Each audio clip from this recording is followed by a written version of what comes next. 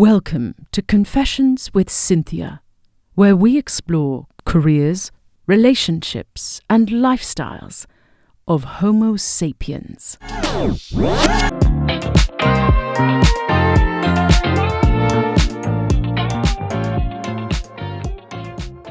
Hello, I'm your host Cynthia, and today's special guest was a preemie baby born 3 months early, now rocking the radio industry, and went to East Timor to start up a radio station back in 2010. Please welcome Nathan. Thanks for having me, Cynthia. Thanks for joining us, Nathan. So, tell us a bit about yourself and how you got into the industry. So I always, even as a kid, I always liked radio. My dad was a radio technician in the Air Force. So around the dinner table, we'd often talk about radio, about our RF, and Dad worked on radars and things like that. So we talk a lot about radio, and even as a kid, I always liked. I just liked the idea of media generally, and being able to broadcast an idea or a concept, music, entertainment, whatever it might be, to multiple people. I thought that's a really cool thing we can do. So even as a teenager, like a young kid, I can remember riding around on a little bike, like BMX bike, and I had this little radio that was attached to my handlebars. Just thinking that was really cool, And so, after that, I think, I always wanted to, I knew I wanted to get into radio. Oh, that's so nice. So, obviously, the events as a child, you had radio on, 24/7. Your dad was playing it. You had it on when you were going on your bike rides. And it was an actual physical item that you could hold as well. This is it. And you could also record, you could record your voice and things on cassette in those days, in the late 80s. And so, I'd often do a lot of that sort of thing, even make up mock radio shows on a cassette, with some music and different things, and mixing them and all of that. So doing those sort of things. Then when I was sort of in my later teens, when I was in high school, my parents found this radio school called the Max Rowley Media Academy. And Max Rowley was this guy that he was I think he was the robot on Perfect Match, and also the voiceover. Nice. But he was quite famous throughout the 70s and 80s, and probably even late 60s. And so he ran this radio school, and it was really good. You'd go one night a week sort of thing, and you'd prepare a radio program with a bunch of different elements. So news, weather, sport, traffic, whatever you want to include. You'd write up a script. Then you'd have these studios there where you'd go in, you'd record your program, and then he'd give you feedback in front of all the other students about how you went. And it was really good because you'd see all the other students, and a lot of the other students, they're now working in radio, all throughout the industry, and this was in the late 90s, and so they're still kicking around, and it was just a great a sort of a great introduction into radio. That's amazing. So obviously you dabbled into it and you were a teenage because you got the opportunity to. And what were some of the other events that solidified your choice in this career? Okay, so when I was a teenager, the other thing and probably the other big catalyst, which we haven't sort of spoken about, or even something as when I was, I guess, preteen, my dad built, you might have heard of Dick Smith Electronics. Yes. He built up this little kit where you could make an FM stereo transmitter, and it would only go to the next house. But that was my first radio station, basically. Wow. I think we called it Richmond Rock because we lived in Richmond. Nice name. I like that. So, and this was cool. So, a few of the neighbours could hear it, and a few of the other, my friends that lived a few houses down could tune in. And so it was talk about hyper local. It was very, very much hyper local radio, and license free, obviously. And so that was my first radio station. And then when I was in my teens, I was lucky enough, my dad saw this this advert in the newspaper about this new class of license that was being introduced it was like the early 90s, 92, 93, something like that. And it was called narrowcasting or low power open narrowcast licenses.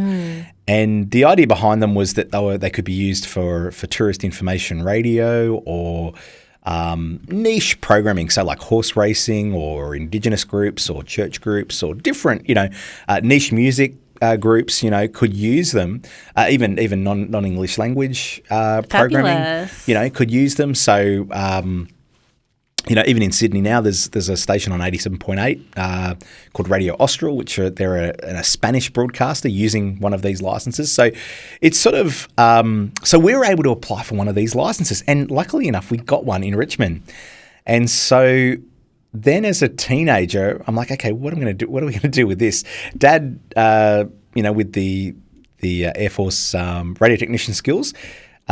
Built up a little transmitter, which again, instead of just going a few houses, we were able to cover the whole of Richmond, which was pretty cool. And then, so basically, we set up this radio station in the garage, and I had a lot of my friends and other students from my high school come and they'd run a radio show in the afternoon or on the weekends at the house, and we called it Noise FM. That was the name of the radio station. Another great name. Yep. So that was so it was very much hands-on, very practical. That's sort of been how I've just got in and done things, and just harassed anyone who's got some knowledge on how does it work, how do you do it, and just basically have a go, have a play. Wow, that's amazing. So you took initiative with learning more about radio, what it was all about, and having that background with your dad, helping you out starting off, and you just grew from there bigger and bigger. So with all of this, what was your all-time favorite radio station and host?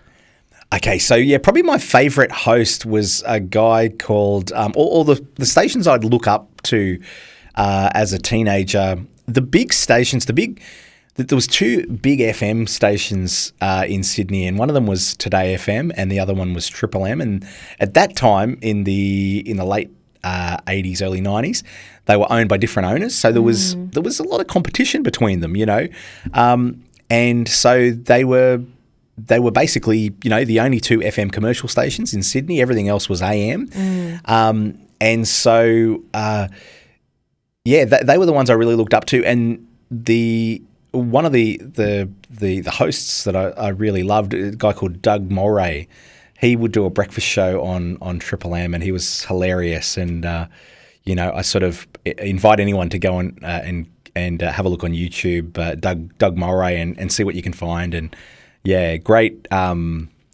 comedian, and great radio host. And he was top rating radio presenter for that. For that time slot, and for that period, Yeah, I'll definitely check it out and learn a few tips and tricks from him, because obviously being a radio star, even like podcasting, just looking at brilliant hosts and finding what makes them shine, as an artist is inspirational. So with this, did you go and study to become like a radio host? Did you do any formal education to kind of get that background knowledge before going and dipping your toes into the industry? So doing the radio school, the Max Rowley Media Academy, doing that, and that was for about 12 months. So that was really good. Just it had to deliver different segments. So whether it's news, I suspect, and I was never diagnosed, but I suspect I'd have some sort of literacy issue. Like, I can't tell what a vowel is from a verb, from an adjective. Like, I just don't know. I can say those words, but I'm not sure what they mean. So I suspect there's some issue going on there, even though I'm really good with math. But so, having to read a pre-prepared script of news, having to do the weather, that really helped. Sort of, I guess, for those reading skills and just those voice acting skills too. A lot of it's like, a lot of what I find with radio announcing is a lot of it's voice acting or acting in general. So you just be the person. It's a bit like the movie Catch Me If You Can with Leonardo DiCaprio. You just be that person. So I remember the first time I started teaching, and just feeling like, I shouldn't be here, imposter syndrome. Yeah. But then going, okay, I'm just going to fake it till I make it, and I'm going to be the teacher. So I was the teacher. Or and so the same in radio. It's just like, okay, I'm going to be the radio announcer now, and it's 27 degrees, and it's, so you just you put on that persona and, put on that uniform, put on the cap, whatever it is, and away you go. Yeah. Amazing. And being bright-eyed and bushy-tailed, what was your first year like working as an industry professional with all of that experience under your belt? Well, it was really interesting. So I built up Noise FM to be from the radio station in the garage to being a local radio station. And then we had an opportunity to sell out, to sell to a group who it was actually a company that were doing an Arabic radio service across Sydney. So they purchased the licenses, and I sort of thought at the time, and this was the late 90s, early 2000s, I sort of thought, radio's, radio's maybe had its day, and it's we're going to a future where we've got the internet, we've got technology. It might just be relegated to the sides or to the back burner or whatever. And so I thought, okay, I'm going to get into something different. And my brother was into technology quite a lot, and he'd done an electrical engineering degree, and so we were like, let's go and start an internet service providing business. That'd be interesting. So I had no clue. I had absolutely no clue. I knew how to turn a computer on nice. And That's navigate my way around Windows or something, but that was about it. And this was early 2000s. And so what you probably remember from that time is the .com boom. And there was a lot of money getting thrown in. And so we'd set up this internet service providing business, and it was the internet was provided over telephone lines. So it was that dial-up. Horrid dial-up sound that still haunts me today. Yes. This is it. So we had this dial-up internet service providing business. It actually grew quite quickly, and within I think 12 months we had like 1,000 customers, and had a lot of overheads and had some revenue. But yeah, it was a tough business, and it was very, very competitive. But interesting at this time, and the margins were very, very lean. So I don't know if we had any profit, to tell you the truth, but we paid, we were able to cover our expenses every month and that sort of thing. And so, but it was a very competitive industry. And so the amazing thing is, though, because at the .com boom period, anything technical, didn't matter what you were doing, and it didn't matter if people understood it or not, they wanted to invest. And so we had one company wanting to, I think, invest $10 million. Wow, and we were like, hey, hold up. This is not a great business. And some old sort of businesses trying to transition into new tech and thinking, no, we need to, stake our claim. And I remember my brother and I just saying, this is actually not a great business. Its margins are low, growth potential. Growth potential is definitely there, but it's to be profitable, we've got to be so much bigger that I just don't see that happening. Yeah. So we turned down a lot of money, you know. My goodness. Yeah, $10 million is still a lot of money nowadays. But my goodness, you were surfing the wave that was the internet, that giant that was looming over us, that technological boom. This is it. And at the same time, I was doing a Bachelor of Business with Western Sydney University. And so that was good because I was able to apply what I was learning in the business at the time and going, okay, I've learned a new theory here. How does it apply to our business, or does it even apply to our business, and that sort of thing. So that was really good. So we ran that until about, I think it was 2003, and then again we sold it, really just covering our costs and moving on. But what we learnt was priceless, even if we didn't make any money. There was a lot of learnings throughout it, and then after that I became a web developer because again I liked media. Yeah. So I sort of then gravitated back to media, and I saw web as the media of the 21st century, basically. Right. Yeah. And so did that, and then after then, what was it? The late O's, the noughties. Yeah. About 2007, I sort of jumped back into radio. I was able to secure a bunch of radio licenses in Victoria, and I set up Noise FM in regional Victoria. So basically pretty much everywhere except for Melbourne. So set that up. Again, it was difficult to run a radio network I was still living in Sydney, difficult to run a radio network from that far away. So again, I had an offer to sell it basically for what I'd built it up as. So I was able to do that, jump out of that, but then an opportunity came up.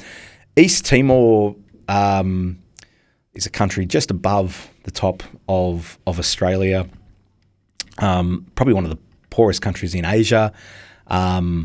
Australia went in there with New Zealand as peacekeepers in 1999 after the UN, after they had a vote at a referendum to basically become an independent nation. So I thought, talking to a few people that I knew who'd been up to East Timor, I thought, here's this country. It's on our doorstep, basically. I'm going to start a radio station there. Why not? Why not?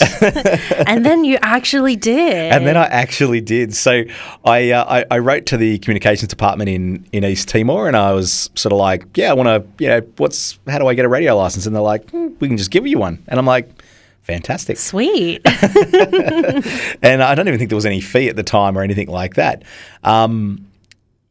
But got the radio license, which was always the hardest thing in Australia and any developed economy. Like radio licenses are like hen's teeth if there's any at all available. And so where this sort of new country, I thought, yeah, I'm going to get in there and have a bit of a go. So I think it was about March or April 2010. I headed on up there. I had some antennas. I had some transmitters, some bits and pieces, and we'd sort of I gave it a go. One of the big issues in East Timor, and probably still to this day, is the reliability of power. So essential services that in Australia we take for granted, like water and the power's always going to be on. Over there, it's very much hit and miss. So, some of that fundamental infrastructure is just not reliable. So it's really difficult to run a radio station without backup generators and without solar. And even if you have solar or backup generators, it'll get stolen or, so there's always issues. So, I just went through so much equipment because it'd just get surged. So as the power was coming, on and off, and very patchy, right? Yeah, this is it. So it was just in the end, it was just a bit too hard, So I'd been up to East Timor about 3 times in 2010, and gave it a pretty good red hot go, and it was like, okay. Yeah, I've got to pull the pin, unfortunately. So but you tried, and it was some commitment, and you did have a big learning experience over there because not everywhere you go to set up a radio station will be the same. Totally. There's different, difficulties, and how you overcome them is different, but it's like a wealth of knowledge. So then you're super prepared when you go to a next destination. You're not going to expect all these things. You just prepare the best as possible, right? This is it, And so it was good.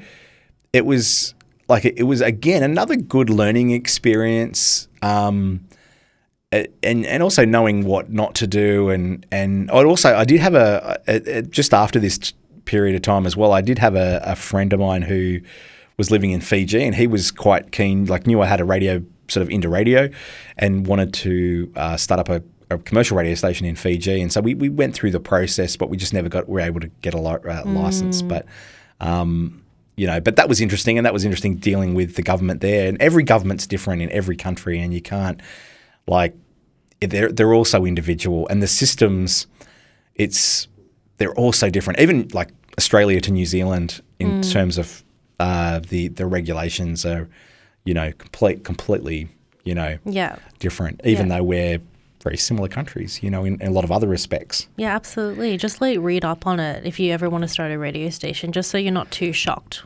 Definitely. Yeah. And you can always find out. And look, one of the things I always like is you can always just ask a question. So if you don't know, it never hurts to ask. So write to the government, write to the communications department in that country. There's a saying, you don't ask, you don't get. And that's very much true. And I'm always amazed at what I do get when I just ask. Absolutely. You never know until you try, and you'll be surprised at the answer.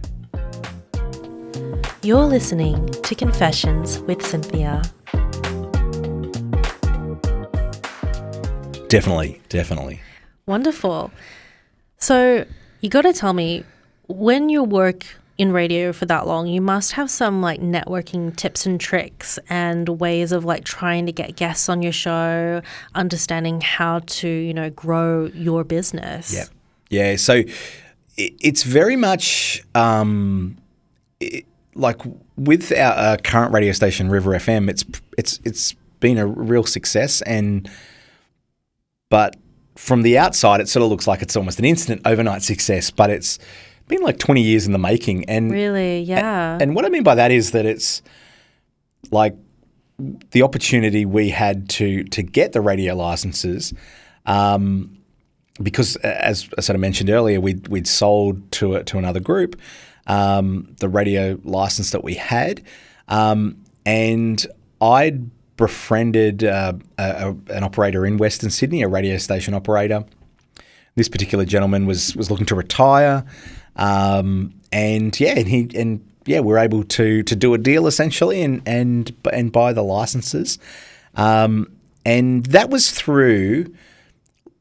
It was through a relationship. So that was through. So it's, you talk about, it's not what you know, it's who you know. It's a bit of both, I guess. Mm-hmm. But yeah, definitely in that situation, it was who you know. And so I've since then and throughout, I think relationships and having that contact with people is really important, and just maintaining those relationships and not trying to be too transactional about things, trying to help people. Because if you can help people, then they pretty much, they'll, I have a lot of friends in the radio world who will be messaging me stuff. And so I'll find out about things and, okay, this radio license is available or that station's up for sale. Or so, it's that network. And that also helps too in terms of, in the local community where we're selling radio advertising, all those relationships, it's just, it all breeds success. Yeah. But yeah, I think if you can help people out along the way, it always seems to get paid back, Yeah, in double. It's genuine, wanting to help someone else be the best they can be in the industry. Yeah. And, in this saying goes, even though, East Timor didn't work out, you came back and you said it was 2010 around this time. Yeah. Is that when River FM became available to you? So, yeah, we started River FM, the brand, we came up with the brand around 2016 because there was an opportunity to get a radio license in a place called Wiseman's Ferry, which is this little village out past Castle Hill, past Dural, along the Hawkesbury River, where there's I think the McDonald River and Colo River, it all sort of meets in. And it's a beautiful place if you can ever by all means get out there on a weekend and take the kids. It's beautiful. And so we were able to get a radio license there. And so we thought, okay, what are we going to call it? So we came up with River FM, and very much a localized river radio station, and then not that long after that, maybe 2019, the opportunity then came up to get a bunch of licenses in Western Sydney. So, it just, because we already had the one in Wiseman's Ferry, it was logical to sort of, connect them all together as River FM, and away it went. And we went with a country music format. And I remember my wife, because my wife's my business partner, and explaining to her, I think we should do country music, and she's like, really? But I went through the stats with her, and for example, country music is the number 3 format on Spotify. Australia is the number 3 market for country music after the US and Canada. So commercial radio generally just wasn't touching country music. So it was great format, and it's been a really good format for us. And it's a different sort of thing. It's not everyone's cup of tea, but it certainly resonates with those that do like it. Yeah, absolutely. And like the name River FM, it all just made sense, right? That's right. Yeah. I watched that movie, The Founder. I don't know if you've watched it. You should watch it. It's about Ray Croc, who started up McDonald's. He franchised McDonald's with the McDonald's brothers, and the McDonald's brothers at the end ask him, why did you buy us out? You could have just stolen, you knew, all of our tricks. What you could have just done it yourself and called it. And he said, am I going to call it Crocs? That's not going to work. Yeah. McDonald's, it's this thing. It can mean anything. And I think River FM is a bit the same way, where it's this thing which can mean anything to anyone. It's very generic and and it's easy to remember, easy to find you. And when I go past Hawkesbury River, I think of River FM. Yep, that's where you are. Yep, that's it. And I think too, particularly in those areas the Hawkesbury Nopanen, the river is a big. It's probably the one geographical. Every area is going to be different in what the geographical thing resonates, but in those areas, the river is it's often where people will spend weekends, water skiing, swimming, boating, fishing, you name it. So it's even if they don't do any of those things, they probably drive across the various bridges. It's like the heart of the community, right? Yeah, bringing people together. I love that. So it's that sort of thing, and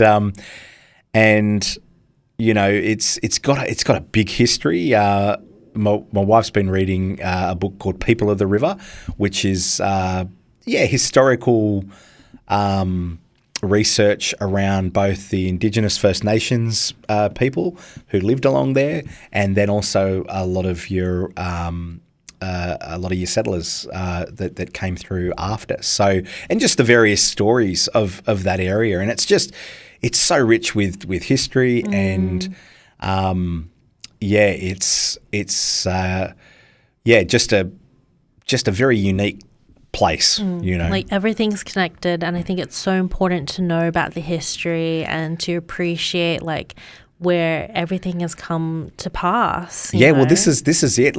When, for example, when the first fleet came to Australia and they had such trouble trying to grow anything in Sydney, and even out at Parramatta, they came out to what is now the Hawkesbury River, and we've got a lot of lowlands, a lot of floodplains around there, and they've got this great soil because it floods.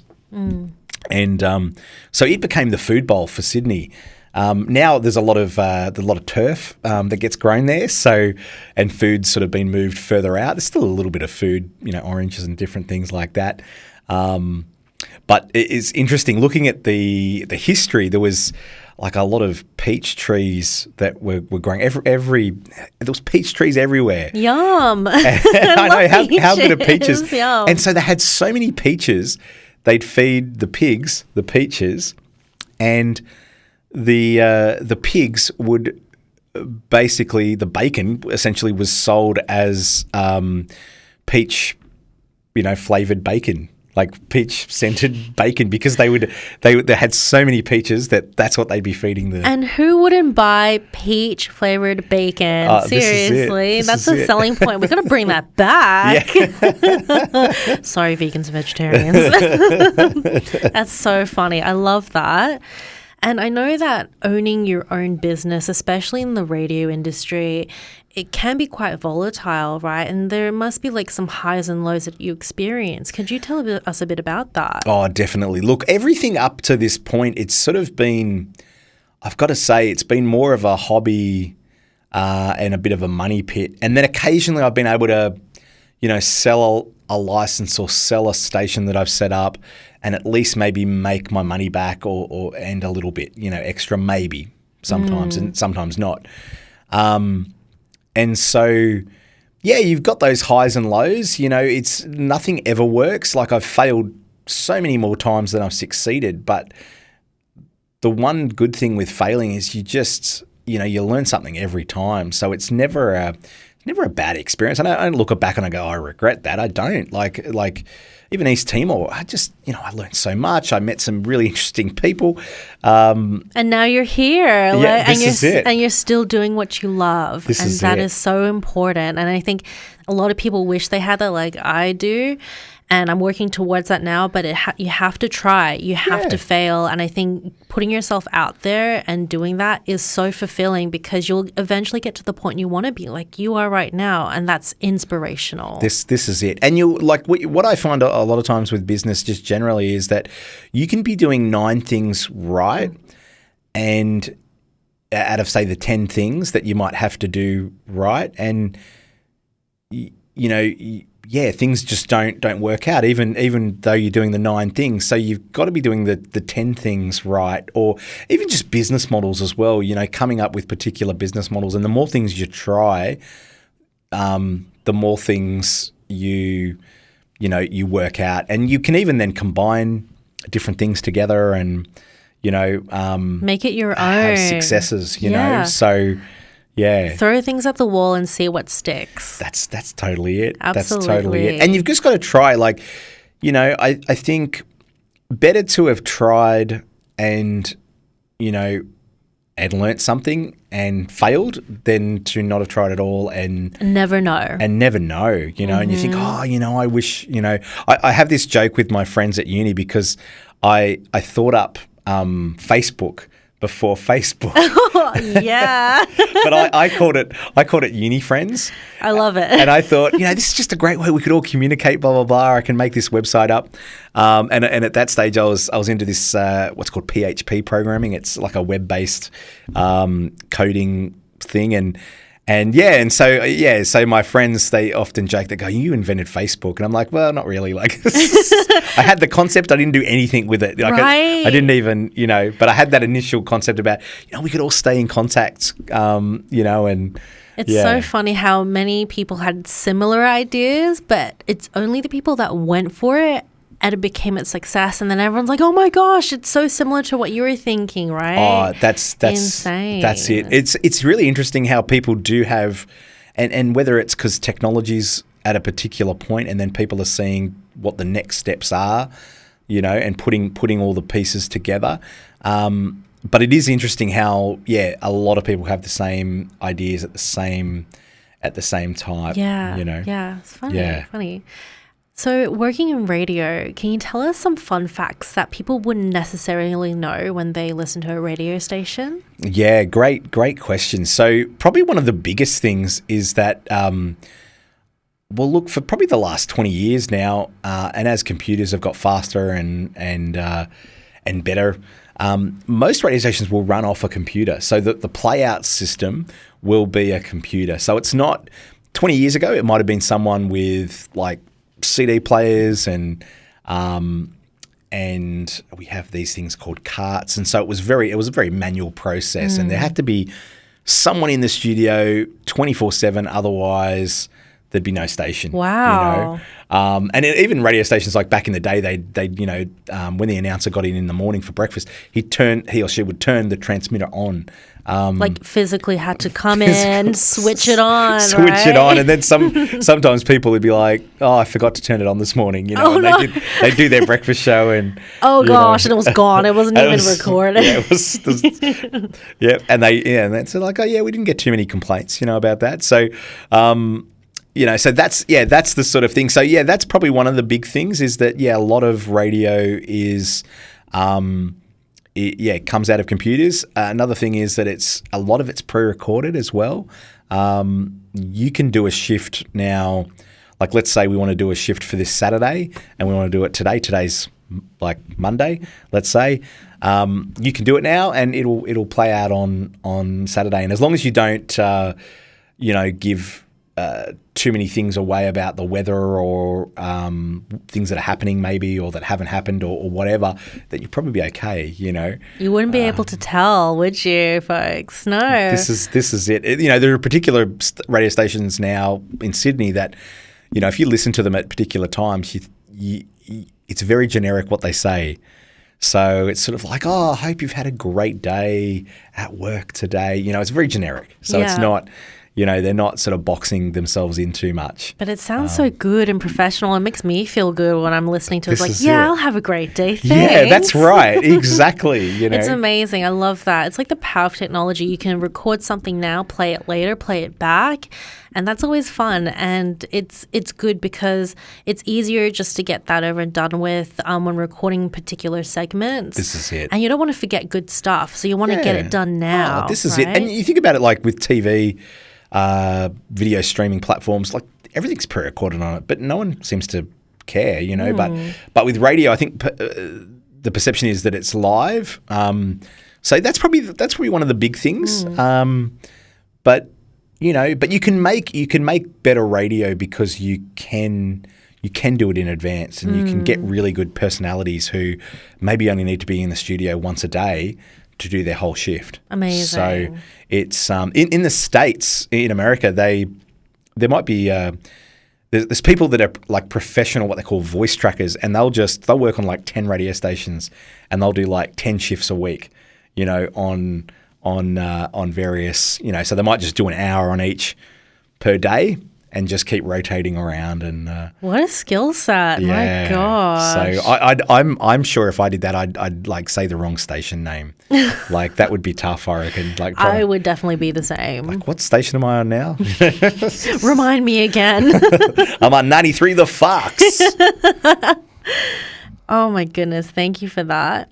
So you've been in the industry for quite some time now, and obviously if our listeners didn't know, you're quite professional live, you're quite professional while recording. What are some tips and tricks you like to give to presenters who are new or just starting out like myself on radio or even recording your podcast? Yeah. So the big thing is practice. Practice.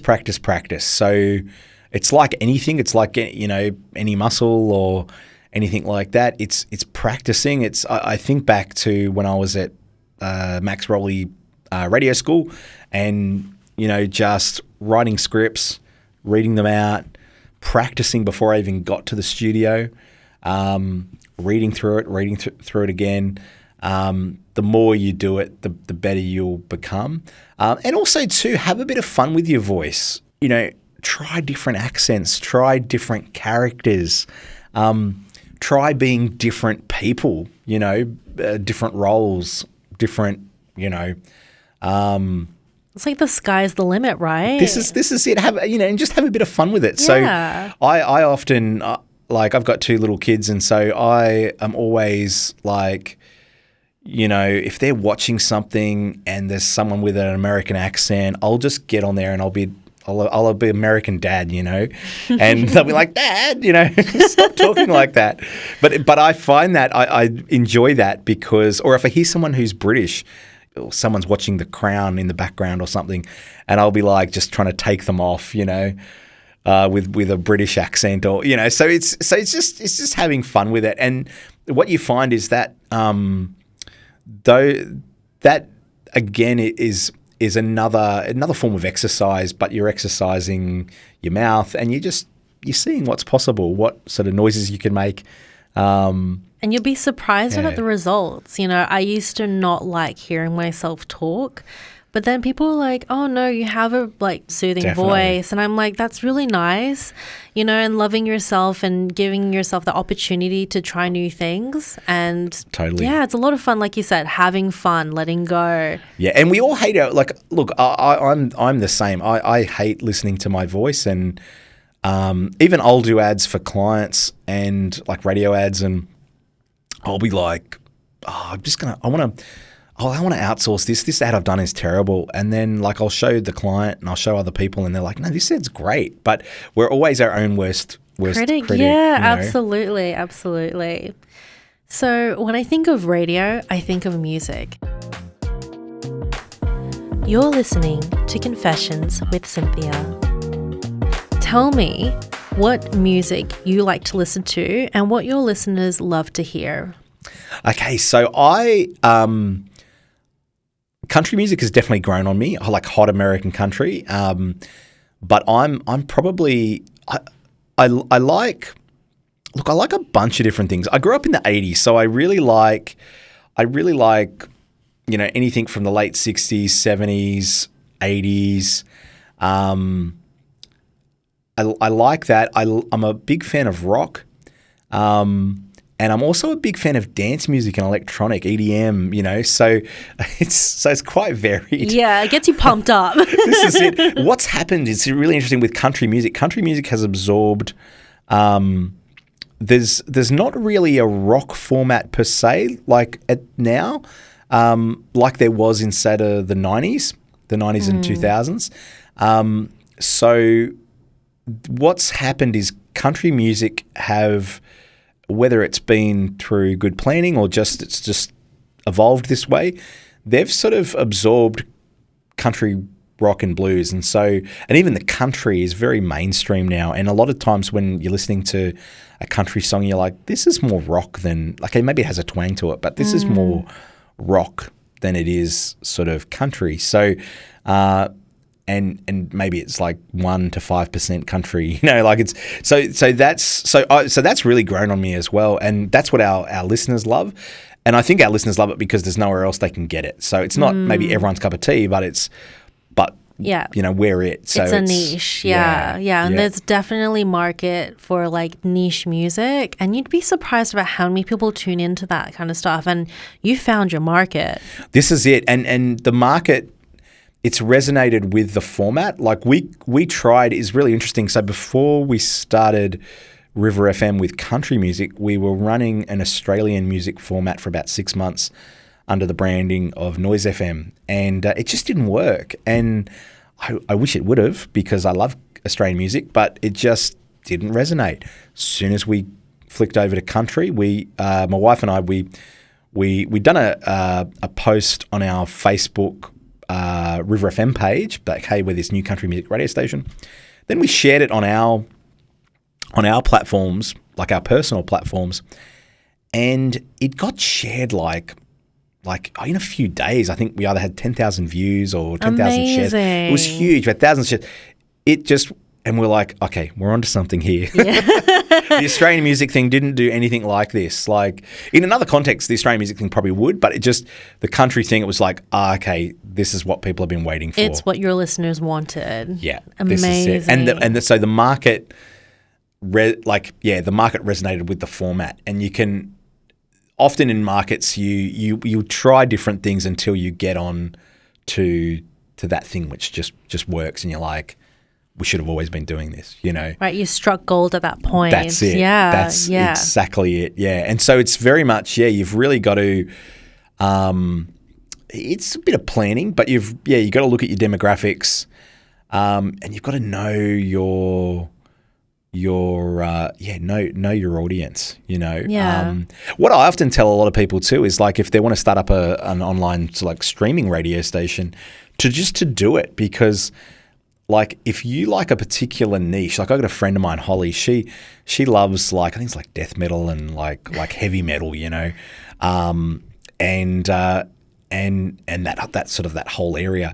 And so I'm like to her, you got to start up Holly FM, and just do that, because okay, even though that's probably a real niche and maybe 1% of the population, maybe more like that, 1% worldwide of 7 billion people, that's like. Even in just the English-speaking world, that's huge. It is. I know. It's huge like market. It's difficult to think of numbers, and I think some people might think it's like a pipe dream to kind of have your own radio station or a podcast with like things that you like. It's like, why would anyone else like to listen to it? But honestly, you'd be surprised. And I think like just starting off is the hardest part. But then when you find your people, when they find you, it's like the most amazing thing to have a community to support you. Yeah, this is it. And then also too, the great thing with niches in terms of a business, I always wanted to, like in terms of radio, I always wanted to be all things to all people. And you've actually got to get rid of that mentality, and you've really got to target and narrowcast basically, and really target down to that niche, because as soon as you do that, number one, your listeners and your audience become rusted on, so they're not going anywhere, and so they'll listen to the occasional ad or sponsor announcement or whatever you might have there, and also as well, there's usually around most formats, there's usually an ecosystem of businesses that are trying to reach that audience. So in terms of, let's say like, heavy metal, for example, there's probably a whole lot of artists who have got live events, who've got merch, who want to try and sell all of that, And so, yeah, they want to reach that audience. But like for us in terms of country music, country music listeners are very much like, they love like four-wheel driving, they love going out and camping or fishing, or so they're a bit more outdoorsy. And it's really interesting as well, like our audience is very much male-female split, like it's not like one or the other. And also demographics in terms of ages. Like the other day I was talking with a 21-year-old girl who's like, yeah, love your station. The other day talking with a 77-year-old lady, love your station. Like love it's just, it. You don't normally get that with any other, like if you're playing dance music, chances are you're going to have teenagers listening, or early 20s. But yeah, with the country format, it's pretty non-offensive. And so it's got this big, broad appeal, but they're a particular type of person. Yeah. It fits within the theme, right? Yeah, this is it. Yeah, that's right. And that's a great way of describing it, is a theme. And like in terms of narrowcast, that's always what you want. You want a theme. It's like, what's your theme? And as I said, it's good because once you have a theme, you've then usually got like-minded businesses who'll come on and support it. So don't try and be all things to everyone, because you'll probably get no one. But as soon as you start focusing down, you'll get everyone, 100%. Totally agree with that. Yeah. And over the years, how have you seen the industry evolve and change? Yeah, so obviously technology is a big one. And like we talked about internet and the dot-com boom and everything like that. And that's really affected media generally. But radio has, it's survived and it's thrived. And I think, in fact, like, earlier on I was talking about in the late 90s, early 2000s, I was thinking, radio is going to, go out with all this new technology coming in. But one of the things with radio, which is great, is that it's a basic technology. So even analog radio, whether it's AM, FM, it's a basic technology. It works. We, in our area, the Hawkesbury, we had like floods, we had bushfires, we had COVID, like probably the rest of the world. But one of the great things, even with all those natural disasters, radio kept going. Like radio's on, when you've got the power out because, the road and the power lines are flooded and whatever else, radio's still going. So because it's a more basic technology, it can keep going and it can keep people informed. So it's, for natural disasters, it's the best.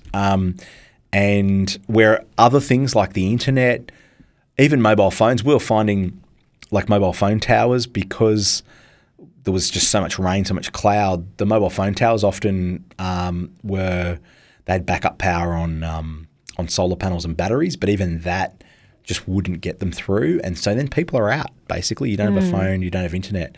So, but you got the radio. So that was the big thing. So we found that as being very, very powerful. But we're seeing that like there's a lot of technologies coming down the pipeline, and obviously there's things like Spotify. I'm not a huge fan of Spotify. I've given it a go, and I've tried to give it a really red hot go, but I just love human created content and music or curated music. So like a playlist that's been or a format which has been created by a human. I think there's something about that, and I think that's the real draw with radio, is that it's relevant to people, and particularly in this globalized world where we're getting so much global content, which is often irrelevant to us and to local communities. And so people are really yearning for that local connection, even though we're more connected now than we ever have been with the internet and with our phones and all this sort of thing. Radio is one of those things where it's able to, like for example with River FM, we might get the local mayor on to talk. It's a great platform for those sort of things, so that people can stay in touch with what's happening. So, so that's a big thing. So I think there's this thing in radio called hyperlocal or hyperlocalism, and basically, and I think it'll become more and more important as we go forward. But there are new technologies. One technology I was reading about the other day called Bluetooth. Well, everyone knows about Bluetooth, probably. Yeah, definitely. But there's a new standard of Bluetooth 5.2, where you can – normally Bluetooth is like I send you – it's a bit like the mail. I send you a packet of data. I just send it to you. I don't send it to anyone else. You tell me, yep, I've received that packet of data. Thanks very much. And it's very much a one-to-one thing.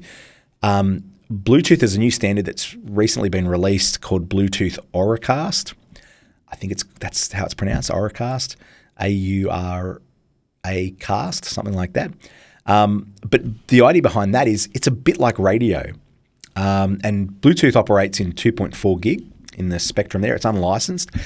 And Bluetooth actually can go quite a long way. It can go about up to a kilometre. Wow, I didn't know that. So, like most of the time, it's only very short range, so like 10 metres, but it can go further. And there are even companies that are investigating if they can use it from satellite and all sorts of things. So what I suspect will happen is that we're going to see these hyper-local radio stations pop up that are going to be through Bluetooth Auracast, basically.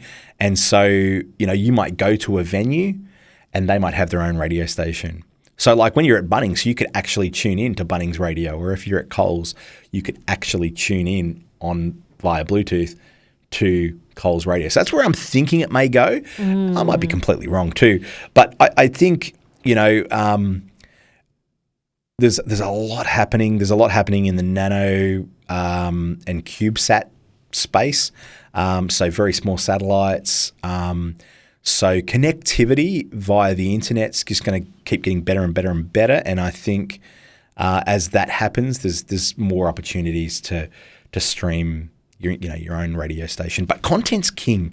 So if you can have good content which people want, whether it's music, whether it's information, whether it's news, whatever it is, that's always still king. And we've been talking like this for thousands and thousands of years, and this is how, like, word of mouth, it's been around forever.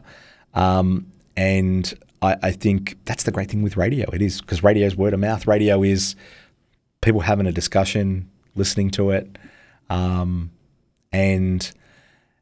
I suspect the larger media companies, their revenues are going to be diminishing, and I think the smaller media companies are going to be filling gaps left and right. And I think there's going to be opportunities like in a lot of spaces. Predictions. So we'll see. Yeah, this is it. So you might have, like let's say you've got a suburb, let's say Ryde, for example, in northern Sydney. You might have a radio station pop up that's just on Bluetooth, that's just for the residents of Ryde, and it's got all local information and very, very hyper local. I think that's fantastic, actually. Yeah. So these are the sort of possibilities that are potentially coming down the pipeline. So Yeah. Nice. And for this, what are the positive aspects that still resonate with your experience from your journey into becoming a radio station owner and host? Yeah, so I think like one of the more recent things, I'm now teaching radio at TAFE, and that's been fantastic. It's great to be able to share my enthusiasm with those that are also enthusiastic about radio. It's so cool. I remember I was in the right place where I was helping out a short course that was running about 6 months ago. And one of the ladies who was on the course, she said, "Nathan, I could listen to you talk about radio all day." And I was just like, "Yeah, I'm in the right spot." I love it. That's like the best compliment someone can give you. It's You're not wrong. We're normally, sweet. to my poor family, like I'm talking radio to them, and they're like, "Yeah, we know already. Thanks. We're here." It's like they'll pay me to do it. So I'm like, how good's that? It is amazing. That's so great. I love it. And what piece of advice would you give to people looking to join the industry today? Yeah, so there's a lot of opportunities, and there's a lot of opportunities in a bunch of areas. So you've got I call them legacy media organisations. You've got your big radio networks. They're certainly still after people, and there's jobs there. There's also a lot of jobs in the regions at a variety of stations, community stations, Indigenous stations. There's a lot of funded roles out there. There's also a lot happening in the podcast space as well. A lot of corporates and a lot of businesses, even, not so big businesses, are trying to get into the podcast space because they think it's a great way of connecting with their customers, with their listeners, with their potential customers even. Also as well, you can also make a job. If you see a niche there for an online radio station or a podcast or a hyper local radio station, broadcast via Bluetooth or some other new technology via the internet, you can start it up yourself. So there's a couple of online sort of, I guess you call them magazines, but they're sort of like websites. One of them's Radio Info and the other one's Radio Today. They both have job feeds on there, and I think you can sign up for free with both of those. And there's job feeds. So and they're really good. So and you'll just see all the jobs that are coming up all the time. There's always jobs. Amazing. Yeah. Well, that's very, very well said. Thank you again for joining us today and sharing part of your story with us.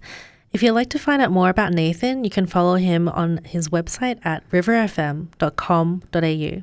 The link will be available in the description. Thank you for joining us, and we look forward to seeing you in the next episode. Bye. Thanks, Cynthia. Bye-bye.